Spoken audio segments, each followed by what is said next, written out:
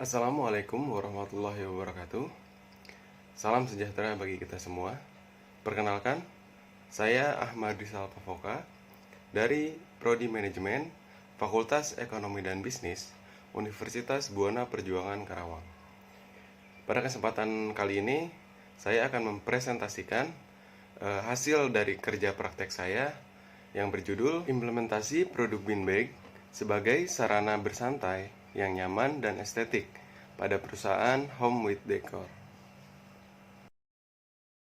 Lalu kemudian ada latar belakang, alasan saya memilih judul yang berhubungan dengan tempat kerja praktek, yaitu UMKM merupakan salah satu sektor penting bagi masyarakat dan bagi negara. Home with Decor merupakan UMKM yang bergerak dalam bidang produksi bean bag. Bean bag ini telah tercipta pada era 60-an, yang dimana telah diakui secara global oleh negara-negara lain. Bean bag merupakan tas kulit yang diisi oleh biji styrofoam yang dipergunakan untuk berduduk atau bersantai. Penulis mencoba untuk berterjun langsung di bidang ini untuk melaksanakan kerja praktek, untuk mencoba inovasi baru. Maka dari itu penulis tertarik untuk mengambil judul kerja praktek implementasi produk bean bag sebagai sarana bersantai yang nyaman dan estetik pada perusahaan Home with Decor.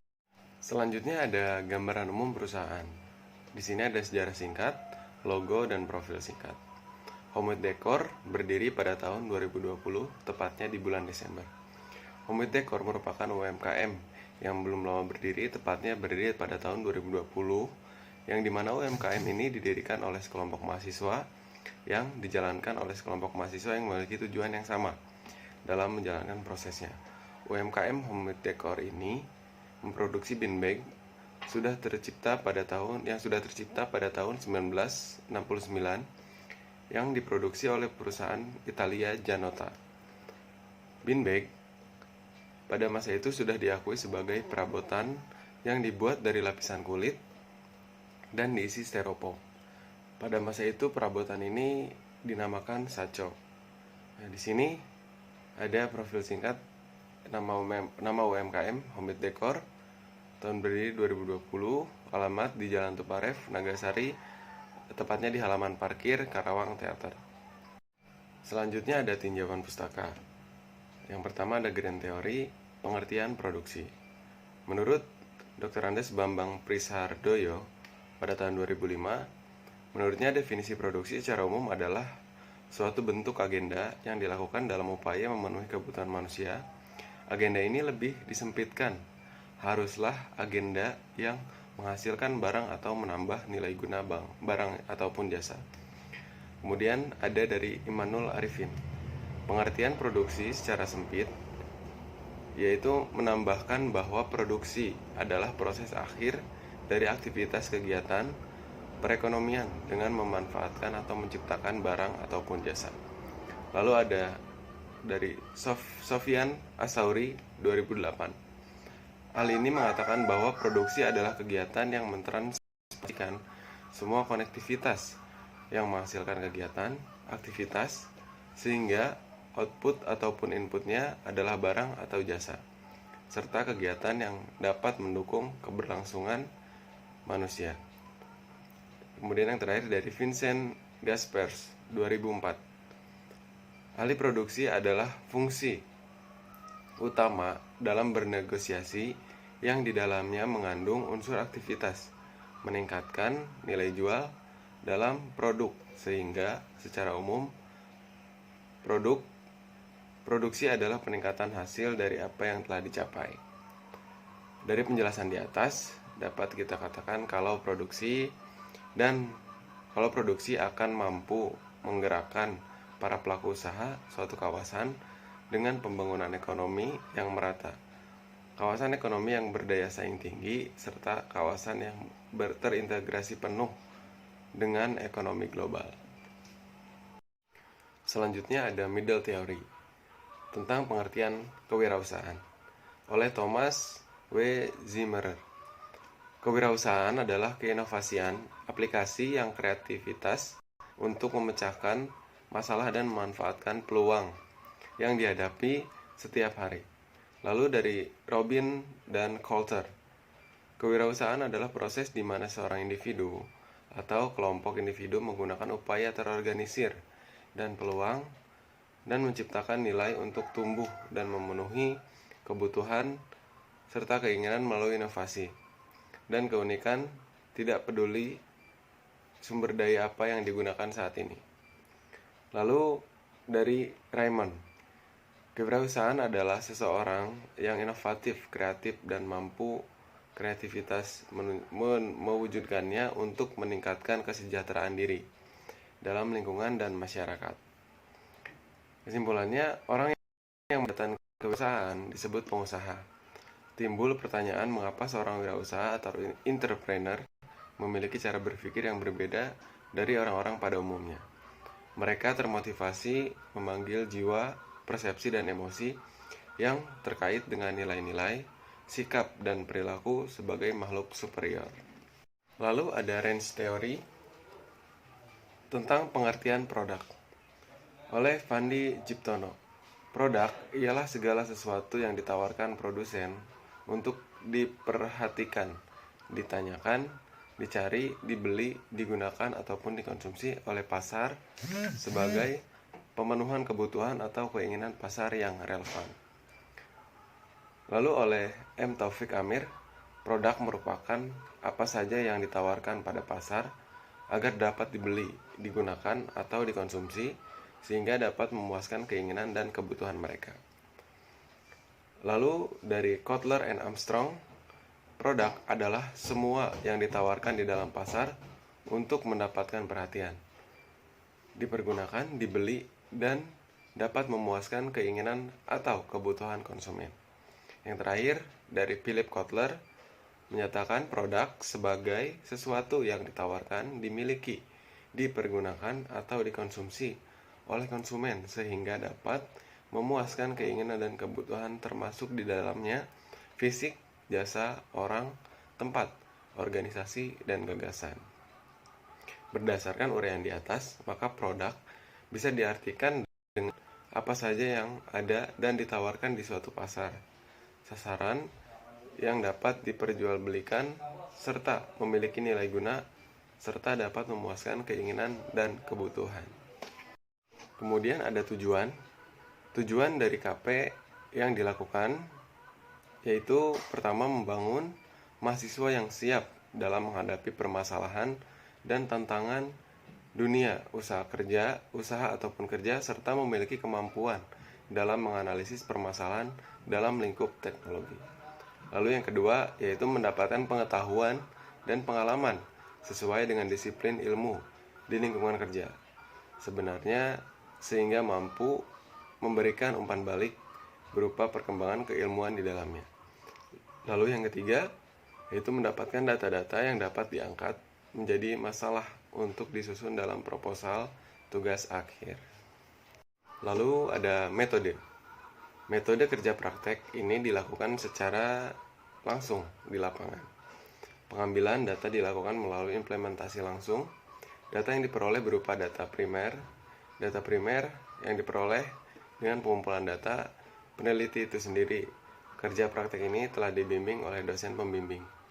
Metode penulisan artikel kerja praktek ini menggunakan metode deskriptif dengan menggambarkan dan menjelaskan permasalahan dengan narasi yang terkait pada pelaksanaan kerja praktek di perusahaan homemade decor. Lalu ada tugas-tugas yang dilakukan. Dalam pelaksanaan kegiatan kerja praktek lapangan ini, saya melakukan kegiatan pada bagian promosi, produksi, dan mengikuti arahan dari kelompok kewirausahaan. Dalam kegiatan di Home with Decor, saya pun membantu dalam hal punch order, menyusun dokumen, pelayanan pembelian, dan melakukan pendataan lainnya. Selain itu, saya dan beserta anggota yang lain aktif dalam kegiatan diskusi di lapangan. Kemudian selanjutnya ada permasalahan. Setelah dilakukan analisis, terdapat beberapa masalah yang ditemukan dalam kegiatan kerja praktek ini. Masalah yang pertama yaitu kurangnya kerjasama, keterbukaan antar sesama kelompok pada kegiatan kerja praktek ini, di mana yang dapat berdampak cukup besar pada keberlangsungan kegiatan kerja praktek di bidang kewirausahaan ini. Kemudian kurangnya menggait mitra untuk diajak bekerja sama dalam kegiatan pada perusahaan home decor ini, di mana terlalu berfokus pada keuntungan yang ingin dicapai. Jadi beberapa hal banyak terabaikan. Lalu selanjutnya ada solusi. Setelah dilakukan analisis dan identifikasi masalah terhadap kendala yang terjadi dalam kerjasama tim, kendala kerjasama dengan pihak lain, maka penulis mempunyai solusi dari kendala yang ditemukan. Solusi yang pertama yaitu untuk mengatasi kendala pada masalah yang terjadi dalam proses kegiatan adalah mempererat dan saling keterbukaan antara satu sama lain, sesama anggota. Kemudian membuka kerjasama dengan pihak lain yang dimana dapat menambah luas pangsa pasar dan meningkatkan omset penjualan. Karena adanya itu akan selaras dan akan munculnya ide-ide yang lebih inovatif. Lalu ada kesimpulan. Dengan adanya kerja praktek ini, mahasiswa dapat menerapkan ilmu yang diperoleh selama masa perkuliahan pada kegiatan yang nyata. Dengan demikian, akan mengetahui perbandingan antara pengetahuan di bangku kuliah dengan kenyataan yang ada di dunia kerja, memperdalam dan meningkatkan kualitas keterampilan dan kreativitas pribadi yang sesuai dengan ilmu yang dimiliki, melatih diri agar tanggap dan peka terhadap menghadapi situasi yang dalam kondisi lingkungan kerja, serta mempersiapkan langkah-langkah yang diperlukan untuk menyesuaikan diri dengan lingkungan di masa yang akan datang. Kemudian ada strategi yang dapat dijalankan oleh perusahaan, yaitu menggunakan media sosial sebagai jalur promosi penjualan yang langsung terhadap masyarakat untuk menarik minat beli konsumen agar lebih banyak konsumen yang jangkauan pasarnya lebih luas seperti itu. Kemudian ada memanfaatkan kerjasama pihak lain yang memperluas jaringan pasar, baik itu dari mitra sendiri ataupun UMKM yang lain. Salah satu strategi yang harus dilakukan sesering mungkin yaitu strategi promosi antar perusahaan, di mana mitra tadi, di mana kedua belah pihak perusahaan bekerja sama dalam menjalankan kegiatan operasionalnya dan saling melengkapi satu sama lain guna mencapai target yang telah ditentukan sebelumnya. Dengan adanya kerjasama ini, penjualan dan pangsa pasar kedua belah pihak perusahaan akan mengalami peningkatan. Kegiatan promosi bersama ini tidak hanya menguntungkan bagi pihak konsumen, tetapi juga menguntungkan bagi kedua belah pihak perusahaan yang saling bekerja sama. Lalu selanjutnya ada saran. Saran dari penulis untuk home decor adalah berkaitan dengan kerjasama anggota dan keterbukaan sesama anggota, di mana perusahaan perlu melakukan ataupun mempererat hal-hal tersebut guna mewujudkan hal yang selaras dan bersinergi. Lalu memberikan event, promo, dan diskon harga yang ada di home decor pada Instagram, e-commerce, dan media sosial lainnya. Promosi di media cetak seperti memasang iklan, surat kabar, atau majalah mengenai produk-produk yang dijual memungkinkan konsumen yang melakukan keputusan pembelian pun semakin meningkat dan komunikasi antar anggota lebih intens lagi, sehingga terjalin kerjasama yang baik. Berikut ada beberapa foto-foto kegiatan dari kerja praktek di lapangan. Demikian hasil presentasi dari laporan kerja praktek yang saya lakukan dengan judul Implementasi Produk Beanbag sebagai sarana bersantai yang nyaman dan estetik pada perusahaan home decor. Semoga dapat bermanfaat. Kurang lebihnya mohon maaf. Assalamualaikum warahmatullahi wabarakatuh. Terima kasih.